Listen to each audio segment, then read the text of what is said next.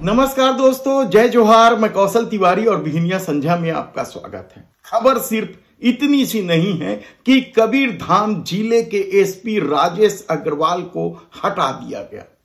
उन्हें 2 महीने पहले ही वहां पदस्थ किया गया था लोहारी डी कांड की वजह से। फिर ऐसी क्या परिस्थिति बनी कि 2 महीने में ही आईपीएस राजेश अग्रवाल को निपटा दिया गया। यह हम बताए उससे पहले बता देते हैं कि छत्तीसगढ़ सरकार की कल कैबिनेट की बैठक हुई, जिसमें 5वीं और 8वीं की बोर्ड परीक्षाएं लेने का निर्णय लिया गया है। केंद्र सरकार के नई शिक्षा नीति के तहत 8वीं और 5वीं कक्षा के विद्यार्थियों का इस बार से फिर छत्तीसगढ़ में बोर्ड परीक्षाएं शुरू होगी। लेकिन हैरानी की बात तो यह है कि उत्तीर्ण किस तरीके से होंगे और किस तरीके से आगे उन बच्चों का भविष्य बनेगा, यह एक बड़ा सवाल है। और यह कैबिनेट में अभी तक स्पष्ट नहीं हो पाया है कि बोर्ड परीक्षाएं तो ली जाएंगी, लेकिन उसके परिणाम किस तरीके से निकाले जाएंगे। ऐसे में आप आसानी से समझ सकते हैं कि छत्तीसगढ़ में शिक्षा को लेकर राज्य सरकार की यानी डबल इंजन सरकार की रीति नीति क्या है, जबकि शिक्षा विभाग प्रदेश के मुखिया विष्णुदेव साय के पास है। तब सवाल यह है कि 2 महीने में एसपी राजेश अग्रवाल को किसने निपटा दिया। कल 4 लोगों की जो सूची जारी हुई, तबादला सूची, उसमें हैरान कर देने वाला नाम था राजेश अग्रवाल का। 2 महीने पहले ही उनकी पदस्थापना हुई थी। तब ऐसी क्या परिस्थिति बन गई, किसके कहने पर पदस्थापना हुई थी और किसके कहने पर उन्हें हटा दिया गया। क्या सरकार में भी अपने अपने राजनीतिक रसूख को लेकर लड़ाइयां चल रही है, यह पहला सवाल है। लेकिन इससे भी बड़ा सवाल यह है कि क्या सुपर सीएम के नाम से चर्चित वित्त मंत्री ओपी चौधरी की इस मामले में कोई भूमिका है, या फिर यह गृह मंत्री विजय शर्मा और विधानसभा के अध्यक्ष रमन सिंह की वर्चस्व की लड़ाई है। हम इस पर चर्चा करें उससे पहले बता देते हैं कि कबीरधाम जिला पिछले 1 दशक से बेहद चर्चा में है। और इस चर्चा की वजह यहां का सांप्रदायिक खेल जो पार्टियां कर रही थी, और इसी के चलते यहां कांग्रेस के विधायक मोहम्मद अकबर को बुरी तरीके से हार का सामना करना पड़ा। और जिस व्यक्ति ने, विजय शर्मा ने, मोहम्मद अकबर को हराया था, वे केंद्र सरकार के लाडले माने गए और उन्हें उप मुख्यमंत्री के साथ साथ गृह मंत्री का भी प्रभार सौंपा गया। लेकिन प्रदेश की कानून व्यवस्था किसी से छिपी नहीं है। और सत्ता बदलने के बाद पहली बार कबीरधाम जिला तब चर्चा में आया जब लोहारी डी कांड हुआ, अग्निकांड, जिसमें उप सरपंच रघुनाथ साहू जिंदा जल गए।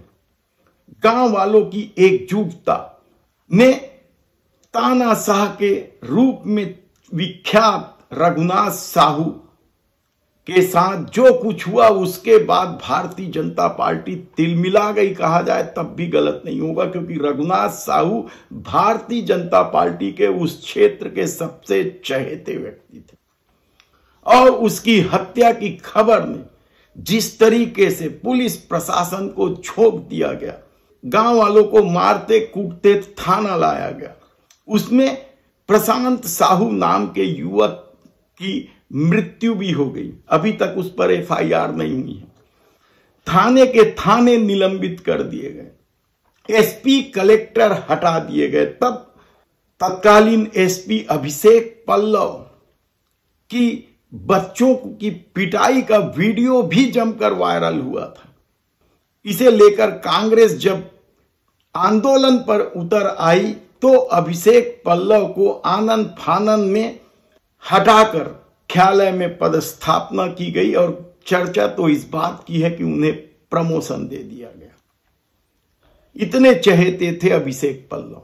क्या डॉक्टर रमन सिंह के चहेते थे या खुद गृह मंत्री विजय शर्मा के चहेते थे, यह कहना बेहद कठिन है।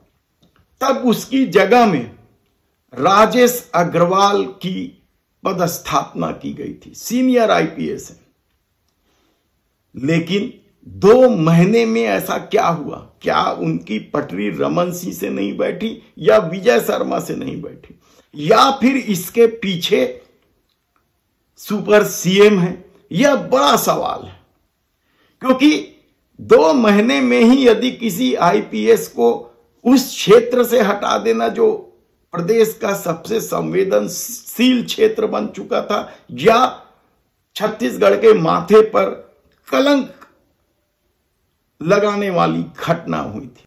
ऐसे में राजेश अग्रवाल को हटाकर कहीं एसपी नहीं बनाया गया है, बल्कि उन्हें मुख्यालय में एआईजी के रूप में पदस्थ किया गया है।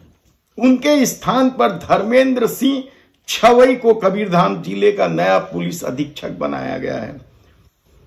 अब तक 5वीं वाहिनी छत्तीसगढ़ पुलिस बल बीजापुर में वे पदस्थ थे। नक्सली इलाका है, एक तरफ अभियान भी चल रहा है। कहा जाता है कि छवई की भूमिका बड़ी रही है नक्सली ऑपरेशनों में, और केंद्रीय गृह मंत्री अमित शाह ने जिस तरीके से दावा किया है कि 2026 तक नक्सल मुक्त हो जाएगा बस्तर, उसे लेकर भी छवई की बड़ी भूमिका थी। उन्हें हटा दिया गया और उन्हें कबीरधाम जिले का पुलिस कप्तान बना दिया गया है। लेकिन सवाल तो राजेश अग्रवाल को लेकर उठ रहे हैं, और कहा जा रहा है कि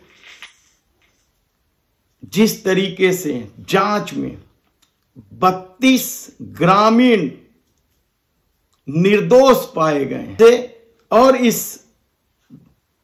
वजह से वे विवादों में भी रहे, क्योंकि पुलिस जांच में निर्दोष पाए गए थे और इससे सरकार की बेहद किरकिरी हो रही। अभी तक वे 32 लोग जेल की सलाखों में हैं, निर्दोष होते हुए भी। लोहारी डी कांड के बाद जिस तरीके से 167 लोगों की वहां गिरफ्तारी हुई थी, उसमें वे 32 लोग शामिल हैं जिनका इस पूरे मामले से कोई लेना देना नहीं था, लेकिन तब पुलिस जिसे चाहे उसे पकड़कर अंदर कर दे रही थी। और अब जब 32 लोगों के निर्दोष की खबर आई है तो सरकार की किरकिरी हो रही है कि किस तरीके से सरकार कार्रवाई कर रही है, निर्दोष लोगों को गिरफ्तार कर ले रही है। कोर्ट से निर्दोष होना दूसरी बात है, लेकिन पुलिस जांच में ही निर्दोष साबित हो गया। तब ऐसी परिस्थिति में क्या राजेश अग्रवाल को हटाने की वजह यह मामला भी है, या फिर जिस तरीके से नियुक्ति को लेकर सुपर सीएम के हस्तक्षेप की खबर आते रही है, वह बड़ी वजह है?